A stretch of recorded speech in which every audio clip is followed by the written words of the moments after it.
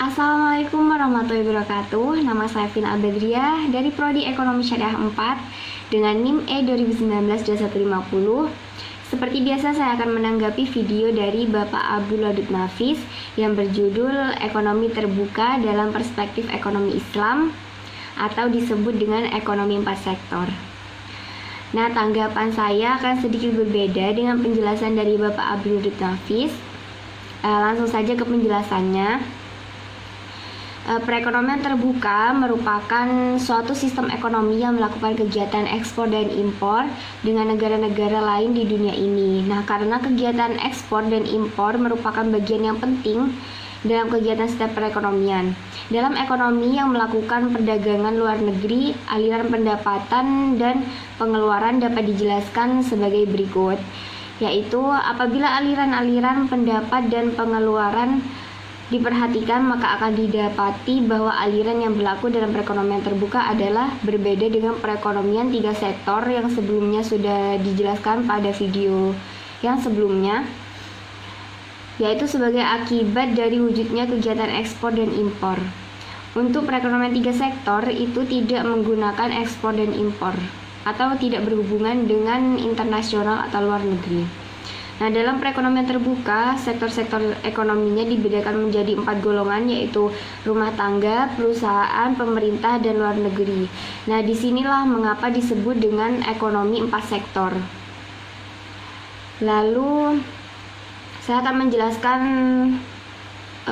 flow up-nya, yaitu pada awalnya rumah tangga menjual SDM yang dimilikinya kepada perusahaan. Dari interaksi antara rumah tangga dan perusahaan dipertemukan pada pasar tenaga kerja. Kemudian dari penjualan SDM tersebut, rumah tangga mendapatkan penghasilan yang terdiri dari sewa, bunga, upah, dan profit, serta lain-lain. Lalu hal ini dipertemukan dalam pasar uang dan lembaga keuangan.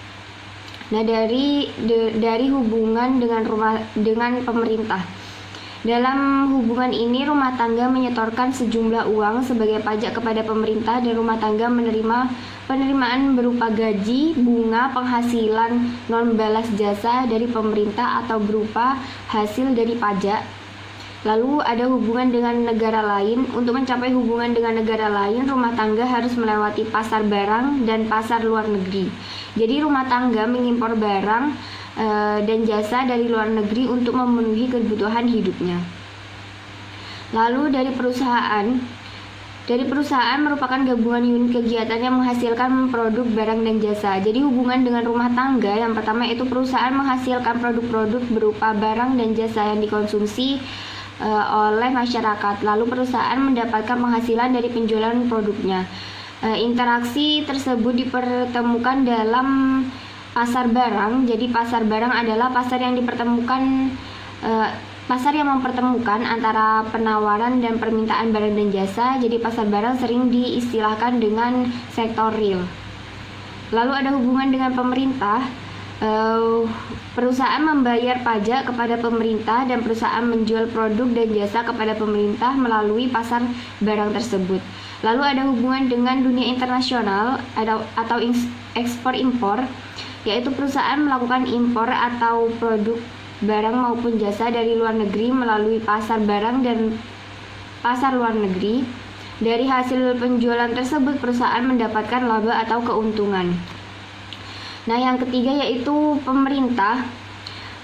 Jadi pemerintah ini bertindak sebagai pembuat dan pengatur kebijakan masyarakat dan bisnis.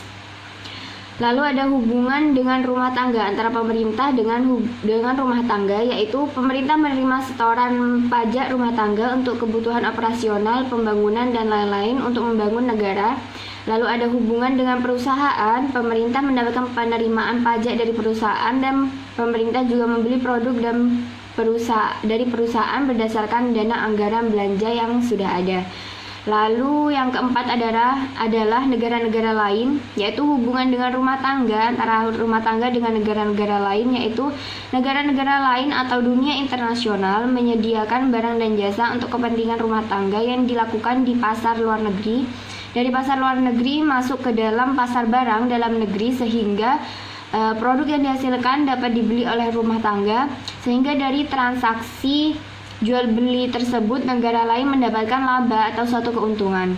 Lalu hubungan dengan perusahaan, yaitu dunia internasional atau negara lain mengekspor produknya kepada bisnis-bisnis perusahaan, dan aliran barang dan jasanya juga melalui pasar negeri, lalu masuk ke pasar barang. Dari proses tersebut terus dihasilkanlah suatu laba.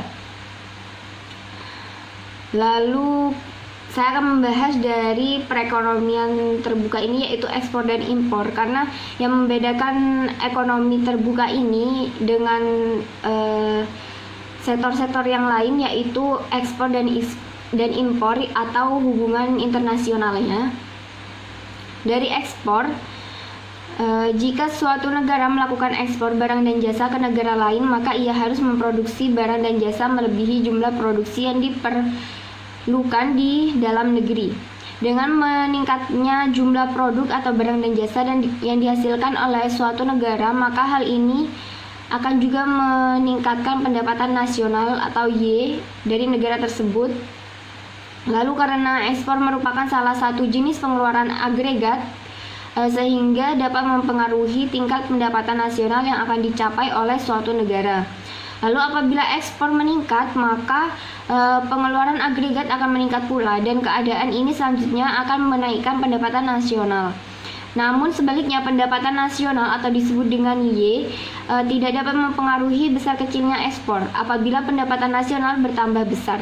Jadi ekspor belum tentu meningkat, atau besarnya ekspor dapat meningkat atau mengalami perubahan meskipun pendapatan nasional tetap besarnya.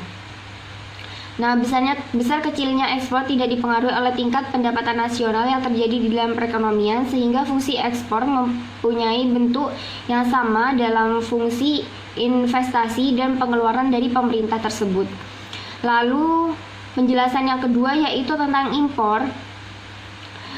Dalam analisis makroekonomi diasumsikan bahwa faktor yang mempengaruhi besar kecilnya pembelian barang dari luar negeri atau impor dari suatu negara adalah kemampuan membayar atau daya beli negara tersebut terhadap barang impor tersebut.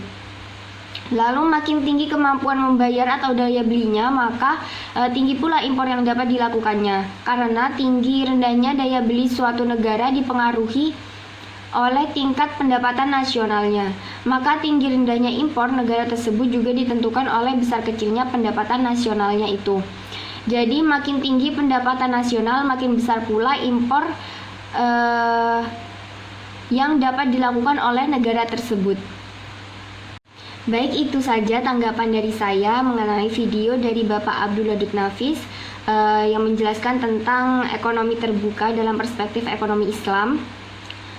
Kurang lebihnya mohon maaf. Wabillahi taufiq wal hidayah. Wassalamualaikum warahmatullahi wabarakatuh.